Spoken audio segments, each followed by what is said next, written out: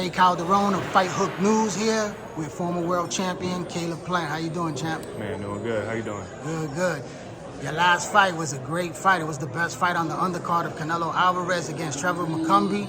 Very tough fight for you, but you showed that experience and skills pays the bills. You know, did you think Mbilli was going to be that tough of a competitor? We knew he would be a tough competitor. 28-0. 21 knockouts, undefeated record, and we knew he was looking to stay that way. And even though he hadn't been at that level, we knew with all his knockouts that he would at least believe in his power.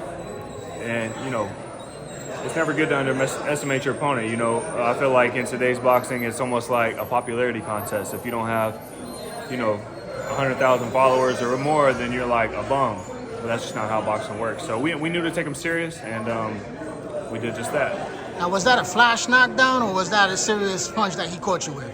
No, in the fourth round, he caught me on my shoulder as he was running forward. And you can see where I get up and I tell the ref, hit me in the shoulder, but that's part of the game.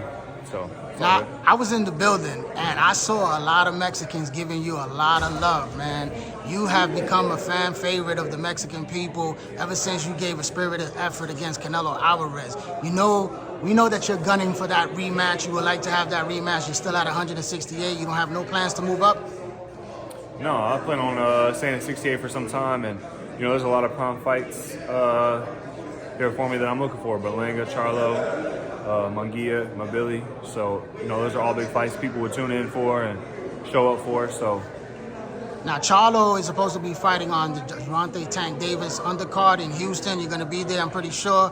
You guys have history with the whole incident that went down, but that's a fight that you've been calling out for quite some time. You think that's a fight that's going to happen in 2025? Is that a realistic possibility? Because now I heard he's moving up to 168 officially through his trainer, saying that they're going to fight at 168 in his next fight. Okay. Yeah, I think you and anyone watching this knows I'm not hard to make a fight with, and that's a fight that I want personally, and so is the Berlanga fight. So we'll see. That Berlanga fight is a fight that a lot of people want to see. The back and forth between you two guys. You guys really don't like each other, and there's been a lot of talk. He's been doing his world tour. He's been getting a lot of publicity because of the loss. But, this is a fight matchup that I believe that would be a real entertaining fight and definitely pay-per-view worthy. I think that fight could be definitely pay-per-view worthy. It's a fight that you would like to have, definitely? What you think? I think you want that. Yeah. I think you want that smoke. No doubt. Jaime Munguia is another great fight for you, too. There's a lot of guys at 168 that's big. I feel like my name with any of those guys is going to be a mega fight. Not Berlanga and Mbilli. A lot of those guys can fight each other and it wouldn't be a mega fight. But my name against any of those guys is a big fight. I believe it. I think you definitely have a possibility of getting that rematch with Canelo Alvarez because it was such a good fight. It was a competitive fight. But, you definitely have the Mexican fan base behind you that definitely know who Caleb Plant's name is, especially the casual fans know who you are as well. So I think that's a sellable fight if you could get another big win. So you definitely need to fight a guy like Berlanga or definitely, Jaime Munguia, Christian Mbilli. Those guys are guys right there that could throw you into a Canelo Alvarez fight. For sure. Now, what do you think about the fight between David Benavidez and also David Morrell? Because Morrell was also another opponent that was ready to fight you. David Morrell and David Benavidez? Yeah, what do you think about that that's fight? A big fight. Their styles are different. Southpaw, right-handed, one puts their punches together very well. And so does David Morrell, but he's a little more crafty. He's a little more maybe passive in his approach. I'll say that. And but that's a big fight. That's one I'm excited for. So now you fought David Benavidez, and you gave him a lot of problems early on. It wasn't until the later rounds that people thought that you gassed out, that you got a little tired, that he came on strong at the end. But you gave him a lot of problems in the beginning of the fight. So you think David Morrell could capitalize the way you did, but continue on? We'll have to see. That's the great thing about boxing is, we're going to find out, when the bell rings, and truth will come to light. So until then, it's a great fight on paper and, one that I'm excited for. Do you see any similarities between you and David Morrell?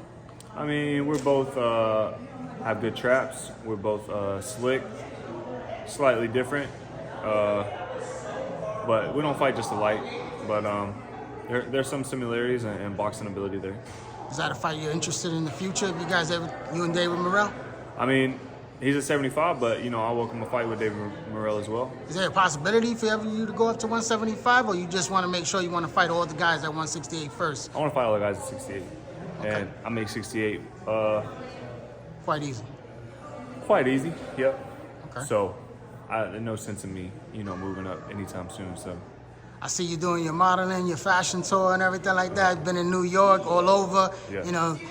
Stuff's up. You got your own business, right? With your sneaker company? No. I have a clothing brand called Revenge Store. It's a lifestyle brand that's been doing really well. A lot of people have been taking to it, and looking to continue to run that up. My wife is dropping her clothing line this month. It's athleisure wear, for working out, stuff like that, and so we've been busy with that. Busy with our daughter Charlie, and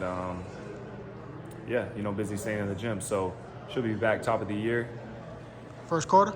Yeah, first quarter, and hopefully it's a big fight. If not, it'll be an exciting fight regardless. You were supposed to fight here in Orlando against Trevor McCumbee.